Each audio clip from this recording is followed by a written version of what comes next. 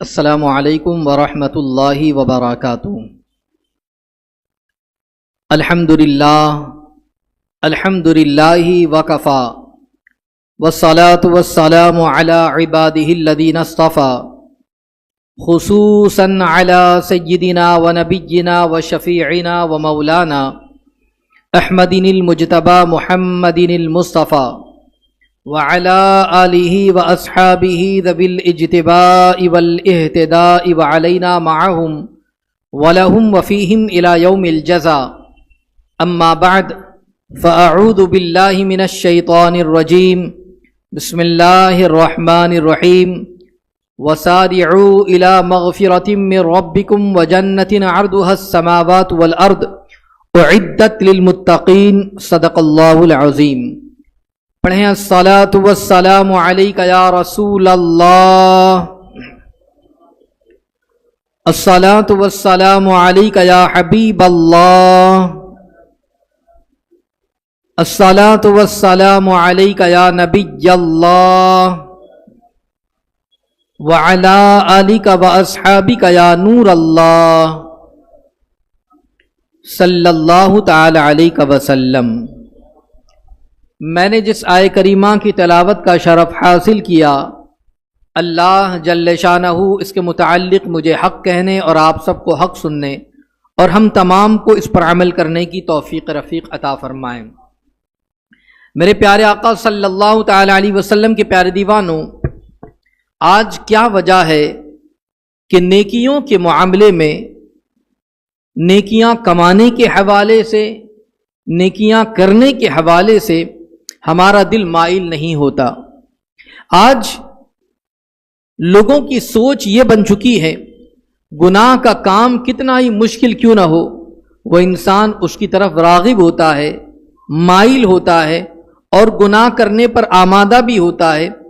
اور اگر دیکھیں تو وہ انسان جو گناہ کی طرف مائل ہوتا ہے، نہ صرف یہ کہ وہ تنہا اس گناہ کے کام میں اور گناہ کے اس دلدل کے اندر ڈوبتا ہے، بلکہ وہ شخص خود بھی اس گناہ کے کام کے اندر لگا رہتا ہے اور اس کے ساتھ رہنے والے، اس کے دوست ہو، اس کے احباب ہو، اس کے ساتھ رہنے والوں کو بھی اس گناہ کے کام کے اندر شامل کرواتا ہے۔ کیا وجہ ہے کہ وہ انسان کہ جو نیکیوں کے معاملے میں بہت دور رہتا ہے اور گناہوں کے معاملے میں آگے۔ اگر ہم اپنے بزرگوں کی زندگی کو دیکھتے ہیں، بزرگان دین کے احوال کو اگر پڑھتے ہیں اور ان کی زندگی کے لمحات کو اگر ہم دیکھیں تو ہمیں پتہ چل جائے گا کہ وہ خود نیکیاں کرتے، نیکیاں کمانے کے معاملے میں حریص رہا کرتے۔ کوشش ان کی یہ ہوتی کہ جتنی زیادہ نیکیاں کر سکوں میں کر لوں، اور اس کے ساتھ ساتھ جو ان کی صحبت میں آتا، جو ان کے پاس بیٹھتا، جو ان کی نشست میں آ جاتا، وہ ان کو بھی اس طرف مائل کرتے۔ بلکہ سوچ یہ ہوتی کہ ہر وقت فکر آخرت، ہر وقت اللہ کا ڈر اور آخرت میں ملنے والے انعامات، آخرت میں ملنے والے اجر کے حوالے سے ان کی سوچ رہا کرتی۔ یہی وجہ ہے کہ وہ خود نیکیاں کرتے، اچھائیاں کرتے اور ان کے قریب آنے والا بھی نیکیوں کے راہ کا مسافر بن جاتا، خود بھی گناہ سے بچتے اور لوگوں کو بھی گناہوں سے بچانے کی وہ کوشش کیا کرتے تھے۔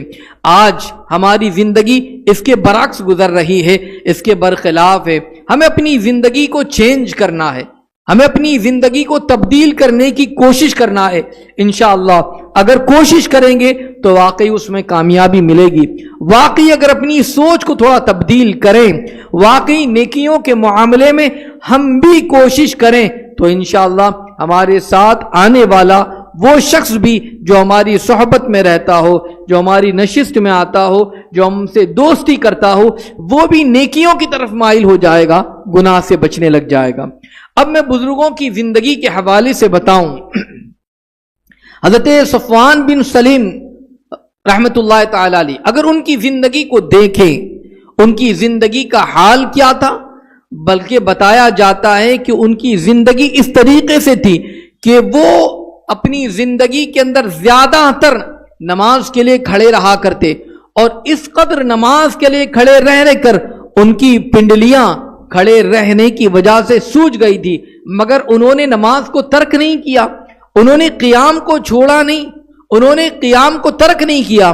آج کیا ہوتا ہے، آج اگر تھوڑی سی تکلیف آ جائے ہم کرسی لے کر بیٹھ جاتے ہیں، ہم یہ سوچتے ہیں کہ نماز اب کیسے پڑھیں، اس لیے کہ ہم نے نماز ادا کرنی ہے، پیروں میں تکلیف ہے، چل کر کیسے جائے، تکلیف محسوس ہو رہی ہے۔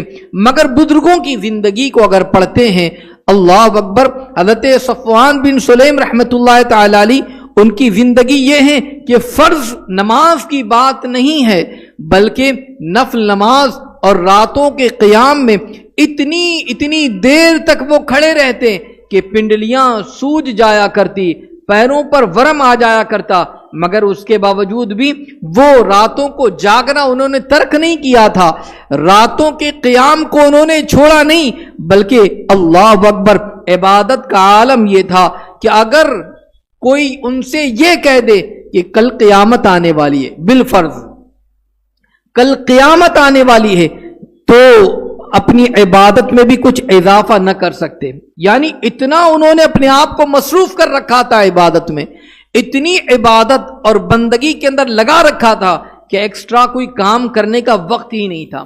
اور آج ہمارے پاس ٹائم ہی ٹائم ہے، مگر عبادت کرنے کے لیے ذوق اور شوق نہیں، یا عبادت کرنے کے لیے دل مائل نہیں ہوتا۔ ان کی زندگی کا عالم یہ تھا کہ بتایا جاتا ہے کہ ٹھنڈی کی راتوں کے اندر وہ کھلی جگہ پر رہا کرتے تاکہ وہ کھلی جگہ کی جو ٹھنڈی ٹھنڈی ہوائیں ان کو سونے نہ دے، اور گرمی کی راتوں کے اندر وہ بند کمرے میں رہا کرتے تاکہ گرمی کی شدت کی وجہ سے نیند نہ آنے پائے۔ یہ کیفیت ان کی رہا کرتی تاکہ عبادت کا ذوق ہو، تاکہ عبادت خوب کر سکے، تاکہ بندگی خوب کر سکے، اور زیادہ سے زیادہ قیام کر سکے، زیادہ سے زیادہ عبادت کر سکے۔ اللہ اکبر، اللہ اکبر۔ آج ہماری کیفیت کیا ہے؟ آج ہم آرام کے لیے راتوں میں یہ سوچتے ہیں کہ اے سی چالو کر لی جائے اور پھر سکون کی نیند آ جائے، اور پھر اس سکون کی نیند میں ہم ایسے خواب غفلت میں آ جاتے ہیں کہ ہماری فجر بھی قضا ہو جاتی ہے، جو فرض ہے وہ فرض بھی ہم سے چھوٹ جاتا ہے۔ اور یہ سردی کی راتوں میں کھلی جگہ پر رہتے ہیں تاکہ رات کو میں زیادہ تر جاگتا رہوں، گرمیوں کے اندر اس طریقے کی کیفیت وہ کیا کرتے۔ اے میرے پیارے آقا علیہ السلام کے پیارے دیوانوں، جب بندہ اللہ سے لو لگا لے، جب بندہ اللہ تبارک و تعالیٰ سے محبت کرنے لگ جائے اور اللہ کو راضی کرنے کا وہ عزم اور ارادہ کر لیں، تو پھر اس کی عبادت اور بندگی کے اندر اللہ تعالیٰ ذوق عطا فرماتا ہے۔ بتایا آپ کو، حضرت صفوان ہر وقت ایک دعا کرتے اور اللہ سے کیا کرتے؟ یا اللہ، میں تیری ملاقات کو پسند کرتا ہوں، تو بھی میری ملاقات کو پسند فرما۔ ان کی یہ دعا ہر وقت ہوا کرتی، میں تجھ سے ملنا پسند کرتا ہوں، اور ایسا عمل ہو، ایسے کام ہو کہ تو بھی میری ملاقات کو پسند فرما۔ آج اگر ہماری زندگی دیکھیں تو ہمارا عمل کیسا ہے؟ کیا واقعی وہ عمل ہمارا ایسا ہے کہ رب کی بارگاہ میں ہم حاضر ہو سکے، اللہ کی بارگاہ میں کھڑے ہو سکے؟ کیا ہمارے معاملات ایسے ہیں؟ ہرگز ایسے نہیں ہے۔ تو پھر نیکیوں کے معاملے کو ہمیں یہ چاہیے کہ ہم اچھائیاں کریں، نیکیاں کریں، عبادت کریں، اور اپنی زندگی کو تھوڑا چینج کرنے کی کوشش کریں۔ اب آپ دیکھیں کہ آج اگر ہم نے یہ سوچ اپنی بنائی، عالمی تحریک سنی دعوت اسلامی کا اتنا بڑا سالانہ اجتماع جو منعقد کیا گیا، اور وہاں پر جو پیغامات پہنچائے گئے، یہ کیا پیغامات تھے؟ تاکہ بندہ اللہ سے قریب ہو جائے، بندگی سے قریب ہو جائے، اللہ کے رسول صلی اللہ علیہ وسلم سے قریب ہو جائے۔ سنتوں کی تعلیم دی گئی تاکہ سنت مصطفیٰ صلی اللہ تعالی علیہ وسلم کو اپنا لے، اور یہ سارے کام اس لیے ہیں تاکہ یہ کام کرے گا تو واقعی اللہ کی رضا اس بندے کو حاصل ہو جائیں گی، اللہ تبارک و تعالیٰ کی خوشنودی حاصل ہوگی۔ اور یہ دعا جو حضرت صفوان بن سلیم کیا کرتے کہ اللہ، میں تیری ملاقات کو پسند کرتا ہوں، تو بھی پسند فرما، تو پتہ ہے وہ دعا اس طریقے سے قبول ہوئی کہ جب آپ کا آخری وقت آیا، موت کا وقت، آخری وقت جب قریب آیا، تو آپ سجدے میں تھے، اللہ تبارک و تعالیٰ کی عبادت کر رہے تھے، اللہ کی تسبیح بیان کر رہے تھے، اور ایسے عالم میں آپ کی روح پرواز کر گئی. کتنی پیاری موت. سجدے کی حالت میں آپ اس دنیا سے رخصت فرما گئے. اللہ اکبر اللہ اکبر. تو جب بندہ پوری زندگی عبادت کرتا ہو، جب بندہ پوری زندگی اللہ کی بندگی کرتا ہو، پوری زندگی عبادت کریں، قیام کریں، سجدہ کریں، تو پھر اسے موت بھی آتی ہے تو ایسی موت آتی ہے کہ بندہ سجدے میں ہوتا ہے اور اللہ تبارک و تعالی سے ملاقات ہوتی ہے. اب یہاں پر رہ کر کوئی یہ کہے کہ وہ راتوں کو عبادت کیا کرتے، رات بھر جاگا کرتے. آج یہ کیفیت تو ہماری نہیں. دن بھر کام کرتے ہیں، رات تھک جاتے ہیں، کیسے ہم قیام کر سکیں؟ وہ لوگ پوری رات بندگی کرتے، پوری رات تلاوت کرتے.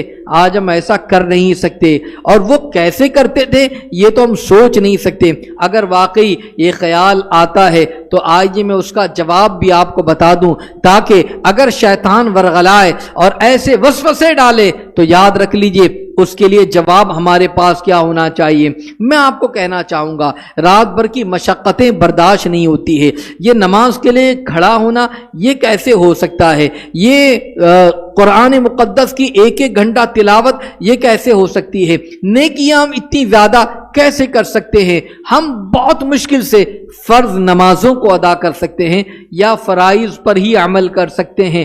اگر ایسا خیال آئے تو میں آپ سے کہنا چاہوں گا، ہر کوئی بندہ، ہم میں کا ہر شخص، یا تو کوئی ایسا ہوگا جو کاروبار کرتا ہوگا، یا کچھ ایسے ہوں گے جو جاب کرتے ہوں گے، کہیں نہ کہیں ملازمت کرتے ہوں گے، نوکری کرتے ہوں گے، کوئی دکان لگاتا ہے، کوئی کمپنی میں جاتا ہے، کوئی کسی دکان پر کام کرتا ہے، کوئی جاب کرتا ہے، کوئی کارخانے میں جاتا ہے. بڑا مشقت والا کام ہوتا ہے.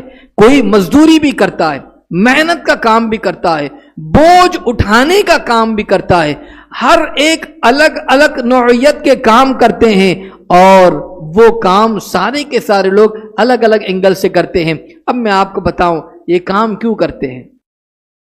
ایک محنت کش انسان محنت کرتا ہے، مزدوری کرتا ہے. کیوں کرتا ہے؟ ایک دکان پہ بیٹھنے والا، بزنس کرنے والا، وہ صبح سے دکان کا شٹر کھولتا ہے، بیٹھ جاتا ہے اور شام تک وہ دکان پر رہتا ہے. کیوں رہتا ہے؟ ایک الگ الگ جگہوں پر جا کر بزنس کرنے والا، چیزوں کو فروخت کرنے والا، سیل کرنے والا، وہ صبح سے اپنے مکان سے نکلتا ہے، شام تک وہ باہر رہتا ہے. کیوں جاتا ہے؟ ہر ایک کا جواب آپ یہی دیں گے. اگر وہ کمپنی میں جاتا ہے، اگر وہ دکان کھولتا ہے، اگر وہ محنت کرتا ہے، وہ مزدوری کرتا ہے، مقصد یہ ہے تاکہ وہ دن بھر کام کرے، محنت کرے اور اس سے دنیا کو حاصل کرے. وہ پیسہ کمائے، وہ دولت کمائے، اور دولت کمانے کے بعد پھر اس کے بعد اس کی کیفیت ہو، اس لیے کہ دولت کے لیے وہ سارا کے سارا کام کرتا ہے. اب میں آپ کو بتانا چاہوں گا، یہ دنیا کی زندگی ختم ہونے والی زندگی ہے. یہ دنیا کی زندگی فانی زندگی ہے. اس فانی زندگی کو حاصل کرنے کے لیے، اس فانی زندگی کے اندر جو مختصر سی مدت ہے اس میں رہنے کے لیے کوششیں ہوتی ہے، محنتیں ہوتی ہے، مشقتیں ہوتی ہے، اور اس کے مال کو حاصل کرنے کے لیے جس کے بارے میں فرمایا گیا متاع الدنیا قلیل، یہ دنیا کا سامان تھوڑا ہے. اس تھوڑے سے مال کو حاصل کرنے کے لیے انسان نہ صبح دیکھتا ہے، نہ شام دیکھتا ہے، نہ محنت دیکھتا ہے، نہ اور کوئی کام دیکھتا ہے. مزدوری کرنی پڑے وہ کر لیتا ہے، صبح سے لے کر شام تک دور دور تک جانا پڑے وہ جاتا ہے. بسوں کا سفر بھی کرتا ہے، ٹرینوں کے اندر بھی سفر کرتا ہے. سارے کے ساری چیزوں کی قربانیاں دیتا ہے تاکہ وہ محنت کرے گا اور وہ دولت کو حاصل کرے گا. جب اس فانی مال کو حاصل کرنے کے لیے اتنی تگو دوڑ کرتا ہے، کوششیں کرتا ہے، تو میں آپ سے کہنا چاہوں گا دماغ پہ ایک چیز اس نے اپنے آپ میں بٹھا لی ہے، کیا جب تک کہ میں یہ کام نہ کروں گا مجھے دولت حاصل نہ ہوگی، اور جب یہ حاصل نہیں ہوگی تو اپنی زندگی میں کیسے گزاروں گا. بس اگر یہ فکر اپنے ذہن میں بٹھا لے کہ یہ دنیا کی مختصر سی زندگی ہے، اس زندگی کے اندر میں نے نماز بھی پڑھنی ہے تاکہ آخرت کے سامان کو اکٹھا کر لو، اللہ کی رضا حاصل کرنی ہے، میں روزہ رکھوں، میں عبادت کروں، میں صدقہ دوں، میں قرآن مقدس کی تلاوت کروں، الگ الگ اینگل سے میں یہ نیکیاں کروں، وہ نیکیاں کروں. اگر میں ایسا کرتا ہوں تو اس کا فائدہ کیا ہوگا؟ اللہ آخرت میں انعام عطا فرمائے گا، آخرت میں جنت میسر آئے گی، اللہ تبارک و تعالیٰ کی رضا میسر آئے گی۔ اور جب اس طریقے کی کیفیت جب وہ کرے گا تو پھر وہ بندہ فجر کے لیے بھی آئے گا، ظہر عصر مغرب بھی پڑھے گا، عشاء بھی پڑھے گا، قرآن کی تلاوت بھی کرے گا، وہ بندہ روزہ بھی رکھے گا، وہ بندہ رات کو اٹھ کر تہجد بھی پڑھے گا، کسی غریب کو دیکھے گا تو اس کی مدد کے لیے وہ آگے بھی بڑھے گا، وہ لوگوں کی مشکلوں کو دور کرنے کی کوشش بھی کرے گا، اس لیے کہ وہ ہر اینگل سے دیکھ رہا ہے میں یہ کام کر رہا ہوں اللہ کی رضا حاصل ہو رہی ہے، میں یہ نیکی کر رہا ہوں اللہ کی رضا حاصل ہو رہی ہے۔ وہ گناہ سے بھی بچنے کی کوشش کرے گا، اس لیے کہ وہ جانتا ہے اگر وہ فلمیں دیکھے گا تو اللہ کی ناراضگی والا کام ہوگا، اگر وہ عبادت سے دور ہوگا تو پھر جہنم کے معاملات اس کے سامنے ہے، اور اس کی دردناک اور اس کے عذاب کا جو ہے وہ سارا کے سارا چیزیں، سارا کے سارا معاملہ اس کی نگاہوں کے سامنے آ جائے گا، تو گویا کہ وہ عبادت کی طرف دلچسپی لے گا، وہ عبادت کے لیے حریص بنے گا، نیکیاں کمانے کی کوشش کرے گا، جتنی نیکیاں میں کما سکوں کما لوں، اس لیے کہ وہ دنیا حاصل کرنے کی کوشش کرتا ہے، اوور ٹائم بھی جاب کرتا ہے تاکہ اوور ٹائم جاب کرنے کی وجہ سے زیادہ ملے گا۔ ایسے ہی کوشش یہ انسان کرے نیکیاں زیادہ کروں تاکہ جنت میں زیادہ درجات بلند ہو جائے۔ جب اس طریقے کی کیفیت رہے گی تو انسان نیکیاں کرے گا۔ قرآن کہتا ہے وَسَارِعُوا إِلَى مَغْفِرَةٍ مِّن رَبِّكُمْ وَجَنَّةٍ عَرْضُهَا السَّمَاوَاتُ وَالْأَرْضُ أُعِدَّتْ لِلْمُتَّقِينَ، فرمایا اور دوڑو اپنے رب کی بخشش اور ایسی جنت کی طرف جس کی چوڑان میں سب آسمان اور زمین آ جائیں، اور یہ پرہیزگاروں کے لیے تیار کر رکھی ہے۔ یہ جنت کی طرف دوڑو۔ کیسی جنت؟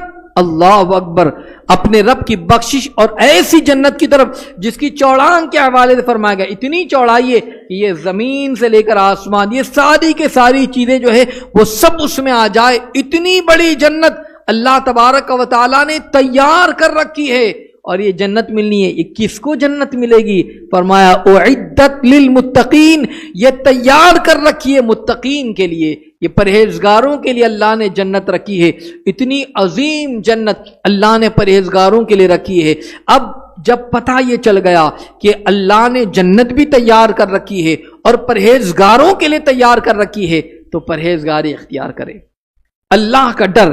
اگر چاہتے ہیں جنت مل جائے، اگر چاہتے ہیں جنت کی نعمتیں مل جائے تو پھر اللہ کی بخشش کی طرف دوڑنا چاہیے۔ اور اس آیت مبارکہ کے حوالے سے مفسرین بیان فرماتے ہیں کہ گناہوں سے توبہ کر کے کیسے اللہ کی رضا حاصل کرنی ہے، کیسے اللہ کی بخشش حاصل کرنی ہے اور دوڑنا ہے اپنے رب کی طرف، تو یہ کیسے ہوگا؟ تو بتاتے ہیں کہ اس طریقے سے گناہوں سے توبہ کر کے، اللہ کے فرائض کو ادا کر کے، نیکیوں پر عمل پیرا ہو کر اور تمام اعمال میں اخلاص پیدا کر کے اپنے رب کریم کی بخشش اور جنت کی طرف جلدی کروں۔ یعنی اللہ کی طرف دوڑنا ہے، نیکیوں کی طرف جانا ہے، تو پھر گناہوں سے توبہ کر کے اللہ کی رضا حاصل کریں۔ اللہ تبارک و تعالیٰ نے جو چیزیں ہم پر فرض فرمائی ہے ان فرائض کو ان کے وقتوں پر ادا کر لیں اور اللہ تبارک و تعالیٰ کی رضا حاصل کریں، نیکیوں پر عمل کریں، جو بھی نیکی ہو، جو اچھائی ہے، جو بھلائی کے کام ہے، سارے بھلائی کے کام کرنے کی طرف مائل ہو جائے اور پھر اللہ کی رضا حاصل کرے۔ جب یہ سارا کام کریں گے اور پھر اللہ تبارک و تعالیٰ کی رضا حاصل ہو جائے گی، اللہ کی بخشش کی طرف پھر اب اللہ تبارک و تعالیٰ انعام عطا فرمائے گا، اور وہ انعام کیا ہے؟ وہ انعام ہے جنت۔ اور پھر ایک مقام پر اللہ تبارک و تعالیٰ نے پھر فرمایا وَمَن يَعْمَلْ مِنَ الصَّالِحَاتِ مِن ذَكَرٍ أَوْ أُنثَىٰ وَهُوَ مُؤْمِنٌ فَأُولَٰئِكَ يَدْخُلُونَ الْجَنَّةَ وَلَا يُظْلَمُونَ نَقِيرًا۔ اللہ تبارک و تعالیٰ ایک اور مقام پر ارشاد فرماتا ہے کہ جو کچھ بھلے کام کرے گا، مرد ہو یا عورت اور ہو مسلمان، مرد ہو یا عورت مگر ہو مسلمان، تو وہ جنت میں داخل کیے جائیں گے اور انہیں تل بھر بھی نقصان نہ دیا جائے گا۔ بھلے کام کریں، اچھے کام کریں، اچھے کام کرنے پر اللہ تبارک و تعالیٰ نے فرمایا کہ اگر اچھے کام کرے، مرد ہو یا عورت، اگر وہ مسلمان ہے، اللہ تبارک و تعالیٰ پر اس نے ایمان لایا، اللہ پر ایمان، رسول اللہ صلی اللہ علیہ وسلم پر ایمان، اور جو ضروریات دین ہے. مسلمان ہے، اب مسلمان ہونے کے بعد وہ بھلا کام کر رہا ہے، اچھا کام کر رہا ہے، نیک کام کر رہا ہے، تو پھر اب اس پر ظلم نہیں ہوگا قیامت کے دن، بلکہ اگر وہ اچھا کام کرتا ہے تو اللہ تبارک و تعالیٰ اس کو جنت میں داخل فرمائے گا. تو اب بھلا کام کریں.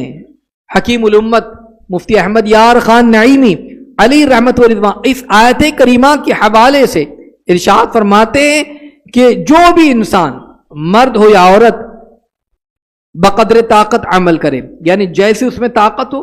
اب جوان ہے، جوان انسان زیادہ عبادت کر سکتا ہے. اب انسان کی عمر ڈھلتی جائے گی اور پھر ایک وقت وہ آتی ہے کہ پھر اب اس کے بعد اتنی زیادہ نیکیاں، اتنی زیادہ عبادت وہ نہیں کر سکتا. تو جو انسان جس عمر میں ہو اور جتنی عبادت کر سکتا ہو، جتنی نیکیاں کر سکتا ہو، اپنے طاقت کے مطابق نیکیاں کرے، اور ہو وہ مسلمان صحیح العقیدہ ہو، تو اس کی جزا کیا ہے؟ تو فرمایا اس کی جزا یہ ہے کہ قیامت کے دن جنت میں ہو جائے گا. اللہ تبارک و تعالی بعد قیامت اسے جنت میں داخل فرمائے گا، اور پھر جنت میں داخل فرمائے گا تو اس کے لیے جنت ہوگی. تو جنت کیسی جنت؟ فرمایا کہ اس کے اعمال جیسے ہوں گے ایسی اللہ تبارک و تعالی جنت میں اس کے درجات کو بلند فرمائے گا، اور ان پر تل برابر بھی ظلم نہیں ہوگا، اور وہ تو بڑے بڑے درجے کے مستحق ہوں گے، اور بلا قصور ان کو جنت کا درجہ ان کو دیا جائے گا. یعنی ایسا نہیں کہ ان کو گھٹا کر دیا جائے گا، ظلم نہیں ہوگا. جتنی نیکیاں کی، جتنی اچھائیاں کی، اللہ تعالیٰ اتنا اونچا درجہ جنت میں اس بندے کو عطا فرمائے گا، اور اتنے اونچے درجے پر اللہ اس کو فائز فرمائے گا. تو اب بندہ عبادت کرے گا، بندگی کرے گا، تبھی تو اس کو یہ ملے گا. اس لیے نیکیوں کے معاملے میں آگے بڑھنے کی کوشش کرے. اللہ تبارک و تعالیٰ کی بندگی کریں گے، عبادت کریں گے، تو پھر اللہ تبارک و تعالیٰ اسے جنت میں داخل فرمائے گا، اور جنت میں اونچا درجہ بھی عطا فرمائے گا. اور جنت کیسی چیز ہے؟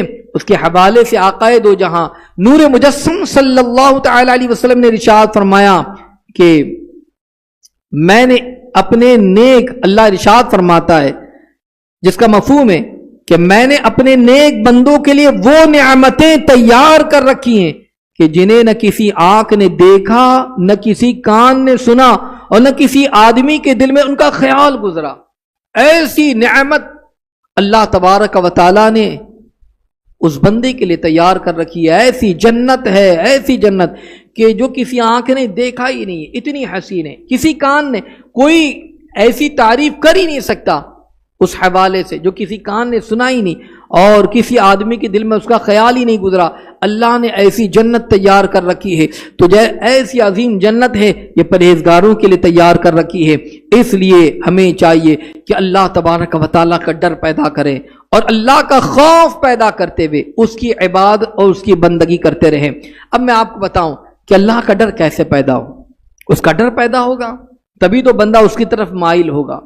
آج ڈر پیدا نہیں ہو رہا، اور ڈر پیدا کیسے ہو تو اس کا ایک طریقہ میں آپ کو بتاتا ہوں تاکہ آپ کو پتہ چل جائے کہ ڈر کیسے پیدا ہو. آج اصل میں ہماری جو زندگی ہے، ہم دنیا اور دنیا کے ساز و سامان اور دنیا کمانے اور دنیا کو حاصل کرنے میں اتنے مگن ہو چکے ہیں کہ ہم نے آخرت کے تصور کو بھلا دیا ہے.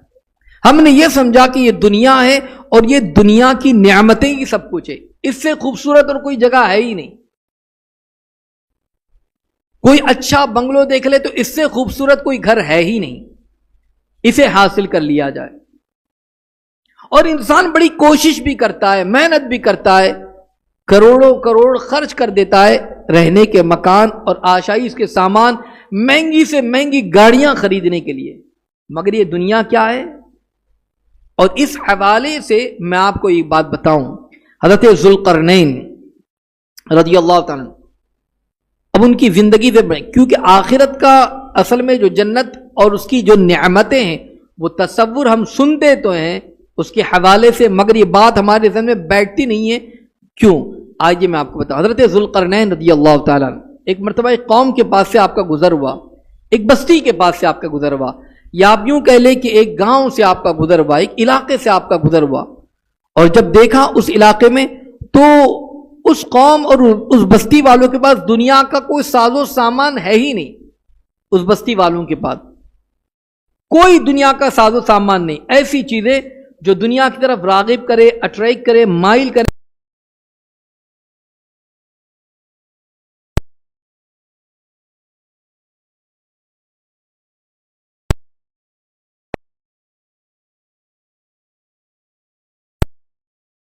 بہت ساری، ایک دو قبر نہیں بلکہ کئی ایک قبریں اس علاقے کے اندر یہ کھودی بھی ہے.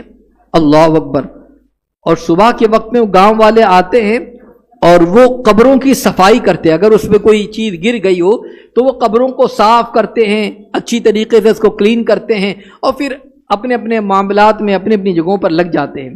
حضرت ذوالقرنین کا جب گزر ایسی جگہ پر کہ ایک تو دنیا کی کوئی ساز و سامان کی کوئی چیز نہیں، اور یہ کیسا علاقہ ہے، گھر بناتا ہے لوگ، گھر بناتے ہیں لوگ کہ تاکہ لوگ گھر میں رہیں، مگر یہاں پر یہ علاقے والے تو قبر کھود کر رکھے ہوئے، اور قبر کو روز جاتے ہیں، صاف صفائی کرتے ہیں. ایک عجیب قسم کا یہ علاقہ ہے. اللہ اکبر. کہ روزانہ کا شیڈول یہ کہ قبروں کی صفائی اور پھر نماز ادا کرنے جاتے ہیں، اور پھر اس کے بعد پورے علاقے کے اندر کوئی جانور بھی نہیں کہ وہ جانور سے فائدہ حاصل کریں. جیسے جانور کا دودھ پی لیں، جانور ہی نہیں تو دودھ کہاں سے پئیں گے، جانور ہی نہیں کہ اس کا گوشت کھائیں، بلکہ وہاں پر کچھ سبزیاں وہ اگاتے اور وہی سبزیوں کو کاٹتے اور سبزیاں بنا کر کھاتے. یعنی نہ جانور ہے، نہ گوشت کھانا ہے، نہ دودھ پینا ہے، کوئی ایسی چیز نہیں. اللہ اکبر.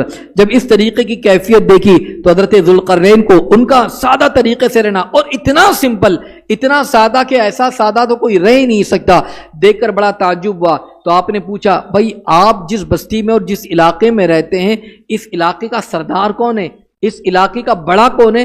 ان سے ملنا چاہتا ہوں اور ان سے کچھ گفتگو کرنا چاہتا ہوں. لوگوں نے بتایا کہ ہمارے اس قبیلے کا سردار یہی بندہ ہے. تو حضرت ذوالقرنین اس قبیلے کے سردار کے پاس پہنچے اور ان سے ملاقات کی اور اس سے پوچھا کہ تم لوگوں کو ایسی حالت میں نے دیکھا ہے کہ سبزیاں صرف کھاتے ہیں، جانور کم سے کم رکھ لیتے، کبھی کبھار گوشت کھا لے اور جانور سے دودھ حاصل کر لے، دودھ کو پی لے، اور یہ کیا چیز ہے کہ گھر وغیرہ نہیں، قبریں کھود کر رکھی ہوئی ہے اور قبروں کی بھی روزانہ صفائی ہوتی ہے. یہ ساری چیزیں لاجک سمجھ میں بات نہیں آ رہی ہے، ایسا تم نے کیوں کیا ہے؟ اللہ اکبر. اب اس قبیلے کے سردار نے جو باتیں بتائی ہے، اللہ اکبر، اسے آپ سوچیں اور غور کریں تو آپ کو بہت ساری چیزیں اس سے سمجھنے میں مل جائیں گی. وہ کہتا ہے کہ بھائی دیکھو، جانوروں کو ہم نے اس لیے نہیں رکھا ہے، اس لیے کہ آپ کھاتے وقت سبزی کھائیں یا گوشت کھائیں، پیٹ میں جانے کے بعد وہ ویسی چیز بن جائے گی. صرف اور صرف زبان پر آنے پر اس کا کچھ ذائقہ آپ کو محسوس ہوگا، اس کے علاوہ کچھ نہیں. صرف ٹیسٹ آپ کو محسوس ہوگا، ٹیسٹ کے علاوہ وہ پیٹ میں چلی گئی تو وہ ساری چیزیں ایک ہی ہو جائے گی. اس لیے ہم نے اپنی زبان کو ذائقے سے دور کر دیا کہ کہیں ایسا نہ ہو کہ وہ ذائقہ اور وہ ٹیسٹ ایسا ہو جائے کہ پھر وہ عبادت سے ہم غافل ہو جائیں. اللہ اکبر. کہا کہ اچھا ٹھیک ہے، یہ کیا معاملہ ہے کہ یہاں پر اس بستی میں آیا تو صرف قبریں ہی قبریں کھود کر رکھی ہوئی ہے، اس کی کیا وجہ ہے؟ اور صبح آتے ہیں وہاں پر صاف صفائی بھی ہوتی ہے. تو وہ کہنے لگا کہ اللہ اکبر، ہمیں جب دنیا کی کوئی حرص، لالچ، طمع جب آ جاتی ہے کہ مجھے یہ کمانا ہے، مجھے یہ حاصل کرنا ہے، آج اتنا کمانا ہے، جب اس طریقے کی کیفیت ہوتی ہے، دنیا کی طرف دل مائل ہوتا ہے اور اللہ کی عبادت سے دل دور ہونے کی کوشش، اگر دل جو دور لے جانے کی کوشش کرتا ہے تو ہم لوگ صبح کے وقت میں یہاں کا مشاہدہ کر لیتے، اس علاقے میں آ جاتے ہیں، اور آتے اس لیے ہیں تاکہ اس علاقے میں آ جائیں اور دیکھیں یہ قبریں، یہ گڑھے کو دیکھیں، اور پھر دل میں خیال آ جاتا ہے کہ اگر میں نے اتنا کما لیا، کمانے کے بعد کیا کروں گا؟ مجھے اس قبر میں ہی لیٹنا ہے، اس قبر میں ہی جانا ہے. تو جب یہ تصور ہوتا ہے، یہاں پر آ جاتے ہیں تو دل سے دنیا کی حرص، دنیا کی لالچ نکل جاتی ہے. آج یہی دنیا کی طمع، یہی دنیا کی لالچ، یہی دنیا کی حرص اس قدر ہمارے ذہن و دماغ پر آ چکی ہے کہ کبھی اس دنیا کی عز اور طمع کی وجہ سے، دولت کی وجہ سے کہ انسان دوسرے انسان کی رقم کو کھا جاتا ہے، دوسرے کے حق کو ختم کر دیتا ہے، دوسرے کی جائیداد پر قبضہ کر لیتا ہے. کیوں؟ تاکہ یہ چیز میری ہو جائے، دولت میری بڑھ جائے، گھر میرا وسیع ہو جائے، کام میرا بڑا ہو جائے، کاروبار میرا زیادہ ہو جائے. حالانکہ وہ جانتا نہیں کتنا ہی وسیع کیوں نہ کر لیں، بڑے بڑے بادشاہ یہاں پر آئے، ان کے بڑے بڑے محلات تھے، مگر آخر میں آج ان کی قبروں کے نشان موجود نہیں ہے، اس لیے کہ کتنی ہی جاگیریں کیوں نہ ہو، آخر میں مرنا ہے اور اسے قبر میں جانا ہے. آج دنیا کی طمع اور لالچ نے انسان کو نیکیوں سے دور کر رکھا ہے، غافل کر رکھا ہے. اولیاء اور اللہ کے نیک بندے نیکیوں کے معاملے میں حریص تھے اور اللہ کے لیے اور عبادت کے لیے وہ دوڑا کرتے، تاکہ اللہ تبارک و تعالیٰ نے آخرت میں جو انعام ان کے لیے تیار کر رکھا ہے اور وہ جنت ہے.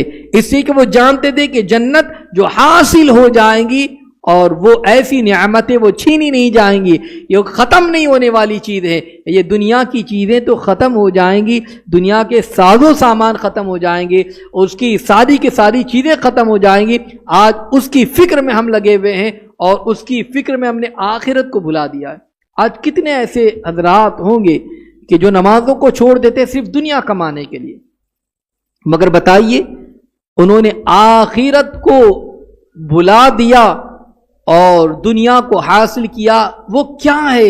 اگر آنکھیں بند ہو گئی تو نہ دنیا کی چیز اسے فائدہ پہنچائی، نہ آخرت کی کوئی چیز اس کے ہاتھ میں آئے گی. اس لیے نیکیوں کی طرف آمادہ ہو، نیکی کا کام کرے، اور جب وہ نیکی کا کام کریں گے تو انشاءاللہ العظیم کامیابی اور کامرانی ہو جائیں گی، اور اللہ نے جتنا دیا اس پر راضی رہے.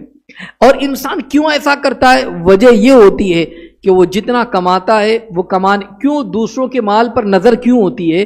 وجہ یہ ہوتی ہے کہ اس کے بعد جتنی چیزیں ہیں اتنی چیزوں پر وہ خوش نہیں ہوتا. کاش کہ اتنے پر وہ خوش ہو جائے تو اللہ اس میں برکت بھی عطا فرما دے گا اور اللہ تعالیٰ پھر اپنی شان کے مطابق بھی عطا فرمائے گا. مگر ہوتا کیا ہے؟ بتاتے کہ ایک علاقے کے ایک بہت بڑے مستجاب الدعوات، یعنی اللہ جن کی دعاؤں کو قبول کر لیا کرتا ہے، وہ مستجاب الدعوات ہوا کرتے ہیں. ان کے پاس لوگ جاتے ہیں دعا کرنے کے لیے. تو ایک روایت میں آتا ہے کہ ایک شخص اس مستجاب الدعوات بندے کے پاس، اللہ کے اس نیک بندے کے پاس پہنچا اور کہا اللہ کے بندے آپ میرے لیے دعا کرتے. بڑی تنگستی کا معاملہ ہے، رزق میں برکت نہیں ہے، پیسہ زیادہ نہیں مل رہا ہے، کام زیادہ نہیں ہو رہا ہے. اور کہنے لگا کہ میرے گھر پر جو ہے 4 آدمی کھانے والے ہیں، کمانے والا اکیلا میں ہوں، اور میری آمدنی 5000 روپے، پورا نہیں ہوتا ہے. تو آپ دعا کیجئے تاکہ میرا مال زیادہ ہو جائے اور 4 آدمی جس کو میرا مال کفایت کر جائے.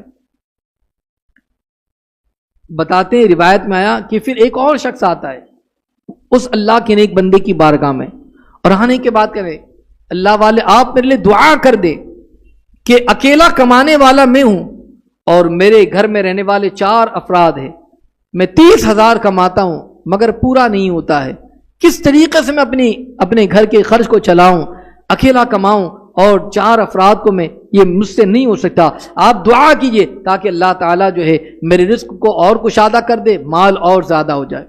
پھر راوی بیان کرتے ہیں کہ اب وہ بندے کے پاس ایک اور بندہ آتا ہے، کہا اکیلا ہوں کمانے والا، صرف اور صرف میری کمائی 50,000 روپیہ ہے، 4 افراد ہیں گھر کے، میں کس طریقے سے ان سب کا خرچ پورا کروں، اس لیے کہ کمانے والا اکیلا میں ہوں.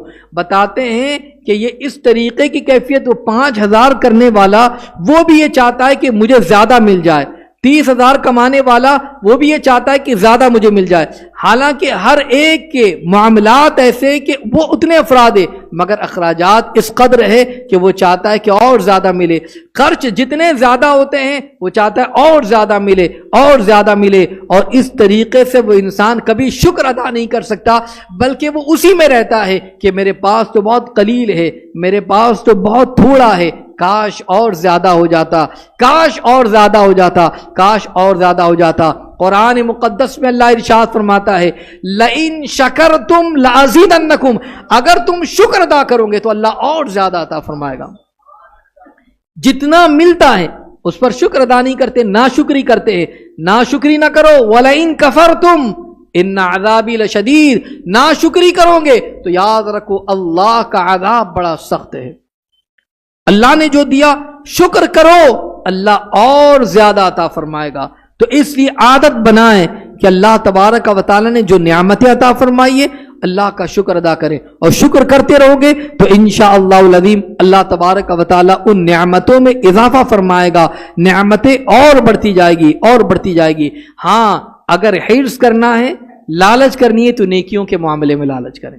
نیکیاں کتنی کما سکتے ہیں، نیکیاں جتنا زیادہ ہو سکے یہ لالچ ہونی چاہیے کہ میں آج جتنی زیادہ نیکیاں کما لوں تاکہ قیامت کے دن اس کا اجر اتنا ہی زیادہ مجھے اللہ تبارک و تعالیٰ عطا فرمائے۔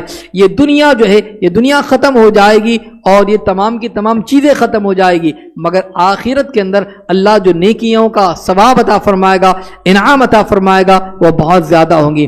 اس لیے نیکیوں کی حرص پیدا کرے، نیکیوں کی لالچ کو پیدا کرے اور گناہوں سے اپنے آپ کو بچانے کی کوشش کرتے رہے، اس لیے کہ جب بندہ نیکیوں کی حرص کو پیدا کرتا ہے، نیکی کی لالچ ہوتی ہے، تو پھر انسان پھر فرض ہی پر اکتفا نہیں کرتا، وہ چاہے گا کہ میں سنت ادا کروں، پھر سنتوں پر بس نہیں کرے گا، وہ چاہے گا کہ میں اب نفل بھی ادا کرتا رہوں، اور پھر وہ مستحبات کی طرف بڑھے گا، اچھے اعمال کی طرف بڑھے گا، وہ اس میں اضافہ کرنے کی سوچے گا اور زیادہ بڑھانے کی سوچے گا۔ تو جتنا زیادہ اچھائیاں کرے گا انشاءاللہ العظیم وہ اتنا ہی زیادہ اجر پائے گا۔ اب یہ کیسے کر سکتے ہیں؟ ایسا ہم اگر کرنا چاہے تو کیسے کر سکتے ہیں؟ میں آپ کو بتاؤں کہ بزرگوں کا ایک طریقہ رہا ہے، اور وہ طریقہ کیا رہا کرتا؟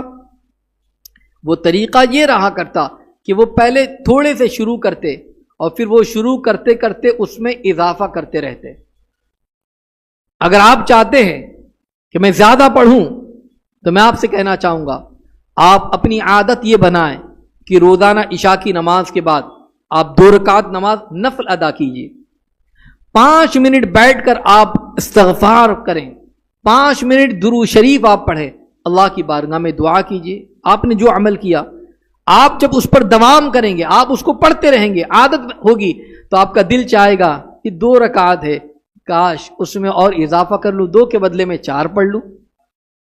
5 منٹ میں جو استغفار کرتا ہوں اللہ تبارک و تعالیٰ کی بارگاہ میں، استغفار بھی کرتا ہوں، دعا کرتا ہوں، آقا علیہ السلام کی بارگاہ میں درود و سلام کا نذرانہ جو پیش کرتا ہوں، میں اس میں اور تھوڑا سا اضافہ کر لوں، 5 کے بدلے 10 منٹ، اور اس طریقے سے آہستہ آہستہ وہ عادت بڑھے گی، اس میں آپ کو لطف بھی آئے گا، مزہ بھی ملے گا، اور آہستہ آہستہ عادتیں بھی بڑھتی جائے گی انشاءاللہ العظیم، اس میں سرور بھی پیدا ہوگا، اور پھر شیطان جو ہے وہ آپ کو ورغلانے کی کوشش نہیں کرے گا اگر آپ نے اس طریقے سے کوشش کی، مگر کوشش کرنی ہوگی، آپ کو روزانہ کسی نہ کسی حوالے سے ٹارگٹ بنانا ہوگا۔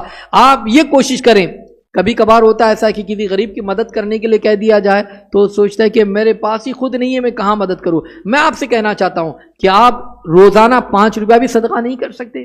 انسان اتنا تو غریب نہیں ہے کہ 5 روپیہ ہی صدقہ نہ کر سکے۔